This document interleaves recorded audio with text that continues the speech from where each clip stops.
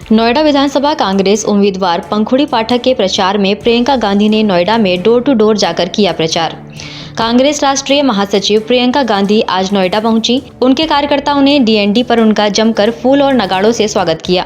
उसके बाद प्रियंका गांधी ने सेक्टर 26 जाकर काली मंदिर में दर्शन किए और सेक्टर 26 क्लब में जाकर अपने कार्यकर्ताओं के साथ बैठकर 1 घंटा मीटिंग की और सभी मुद्दों पर बात की। उसके बाद उन्होंने प्रेस वार्ता की और प्रेस वार्ता के बाद सेक्टर 12 और सेक्टर 8 में जाकर घर घर कैंपिंग की और उनकी परेशानियों का जल्द से जल्द निस्तारण करने का आश्वासन भी दिया। जब उनसे प्रेस वार्ता में पूछा गया कि आप सत्ता में आती हैं तो क्या मुद्दे हैं जिन पर आप काम करेंगे, तो प्रियंका गांधी ने कहा, युवाओं के लिए हमने बहुत स्पष्ट किया हुआ है, उनको रोजगार की जरूरत है, रोजगार की समस्या खत्म करेंगे। प्रियंका गांधी ने विपक्ष राजनीति दलों पर तंज कसते हुए कहा कि सभी राजनीतिक पार्टियां अपने मतलब की बात करेंगी, विकास की बात वह नहीं कर रहे हैं, सिर्फ वादे कर रहे हैं जो ना कभी पूरे हुए हैं और ना होंगे। हमने युवाओं के लिए घोषणा पत्र निकाला है जिनका नाम है भक्ति विधान।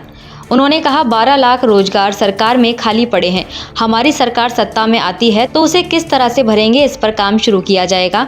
उन्होंने यह भी कहा कि एनटीपीसी के जो छात्र हैं वह कितने त्रस्त हैं, कितने परेशान हैं, उन पर लाठियां बरसाई जा रही हैं। तमाम ऐसे छात्र हैं जो परेशान हैं। 5 और 6 साल से जिन छात्रों ने एग्जाम दे रखे हैं, छात्र इंतजार में हैं, उनकी नौकरियां कब लगेंगी। मैं यूपी में 2 साल से काम कर रही हूँ, या तो एग्जाम कैंसिल हो जाते हैं या तो लीक हो जाते हैं, जो छात्रों के लिए सबसे बड़ी समस्या है। अगर छात्र आवाज उठाते हैं उनको पीटा जाता है और जेल में घुसा जाता है और मौजूदा सरकार उनका भविष्य बर्बाद करने पर लगी हुई है। अगर सत्ता में कांग्रेस सरकार आती है तो हम सारी समस्याओं का निवारण जल्द से जल्द करने की कोशिश करेंगे। युवाओं के लिए हम बहुत स्पष्ट हमने किया हुआ है, कहा हुआ है कि हम युवाओं को कहना चाहते हैं, आपको रोजगार की ज़रूरत है, आप अपने पैरों पे खड़ा होना चाहते हैं, उसके लिए आपको मदद की ज़रूरत है।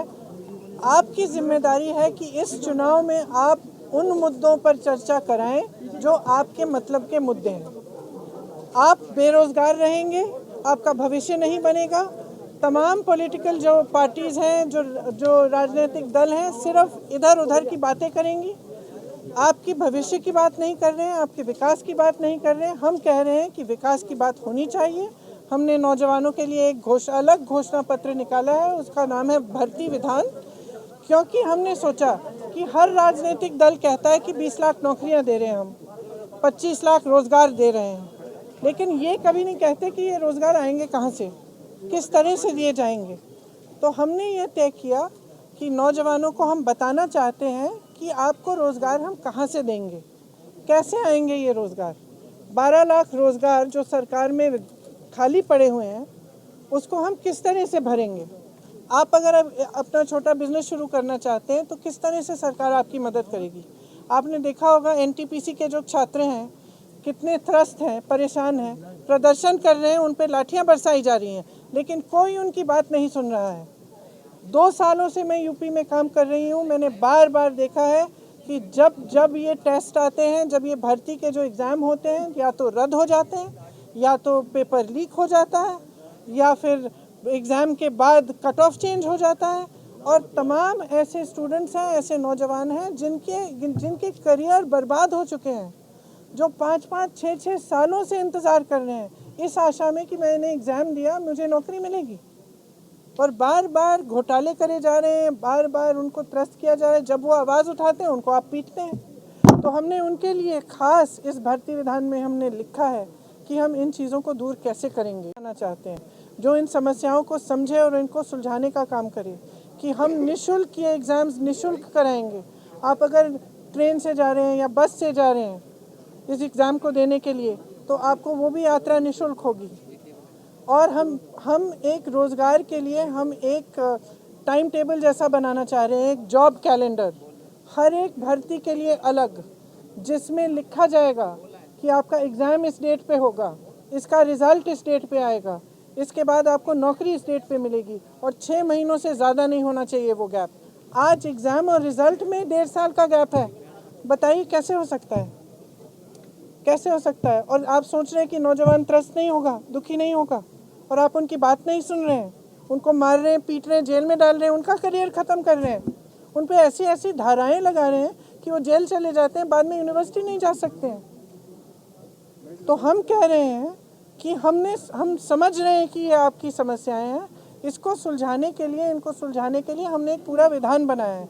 इसको पढ़िए, ऑनलाइन भी पढ़िए और जहाँ से भी आपको ये उपलब्ध हो सकता है आप उसको देख के पढ़िए, क्योंकि हम ठोस बात कर रहे हैं, हम इधर उधर की बातें नहीं कर रहे हैं। हम कह रहे हैं कि चुनाव असली मुद्दों पे लड़ा जाना चाहिए, विकास पे लड़ा जाना चाहिए। आपके मोहल्ले में नल क्यों नहीं है, पानी नहीं है, बिजली क्यों नहीं है, सड़क नहीं है, आपको रोज़गार क्यों नहीं मिल रहा है, आपकी शिक्षा में आपका बजट क्या है। आप 80% 20% की बातें कर रहे हैं। आप ये क्यों नहीं कह रहे हैं कि कितने प्रतिशत बेरोज़गार बैठे हुए हैं उत्तर प्रदेश में। आप ये क्यों नहीं कह रहे हैं कि शिक्षा का जो बजट में आपने जितने प्रतिशत पैसे आपने खर्चे हैं वो पहले से कम हो गए हैं। ये क्यों नहीं कह रहे हैं। आप ये क्यों नहीं कह रहे हैं कि आप कितने प्रतिशत आप खर्चेंगे सेहत के लिए, सेहत की सुविधाएं के लिए।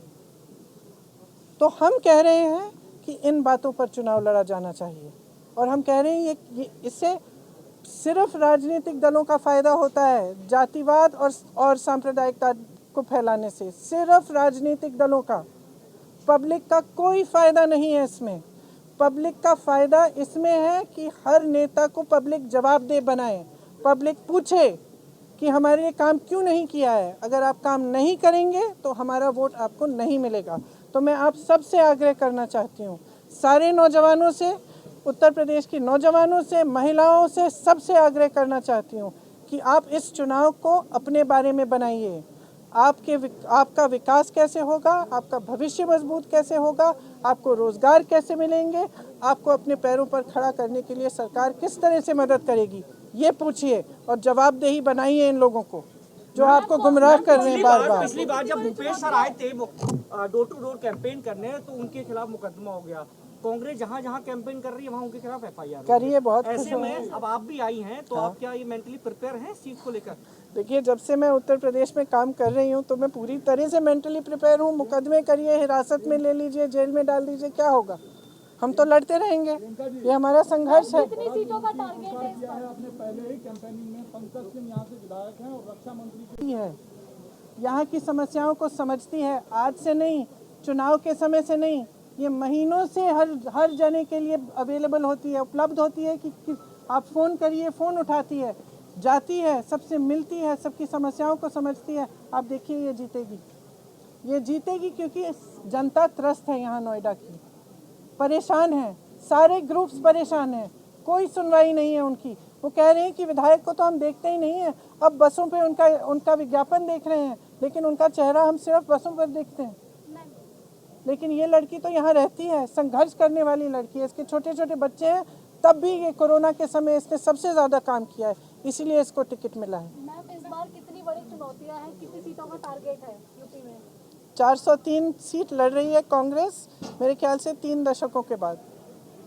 तो मेरे ख्याल से ये बहुत बड़ी बात है और हम हर सीट पे संघर्ष करेंगे और हर सीट पे लड़ेंगे। लड़की हूँ, लड़ सकती हूँ, आपने नारा दिया, उसके बावजूद भी महिलाएं सुरक्षित नहीं है यूपी में। मैम, इसके बारे में इसीलिए तो मैं कह रही हूँ कि महिला समझिए, सब महिलाओं को मैं कहती हूँ, आप भी महिलाएं हैं, आप समझिए कि आप में कितनी शक्ति है।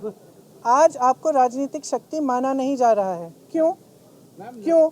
आप 50% आबादी हैं, तो आपको सीरियसली क्यों नहीं ले रहे हैं राजनीति में? क्योंकि आप एकजुट नहीं हो रही हैं। आप एकजुट बन के खड़ी हो जाएं और आप कहें कि हम अपनी भविष्य की राजनीति चाहते हैं, हम अपने पैरों पे खड़ा होना चाहते हैं, हमें असुरक्षित रखने का। Well, from the new reports, it's pretty clear that the government lied in Parliament. Priyanka ji, Congress फिर से उठाना चाह रही है और नोएडा विधानसभा सीट पर 3 लाख बंगलावासी वोटर है। आज आप माता काली की दर्शन भी किए, दोनों सवाल एक साथ।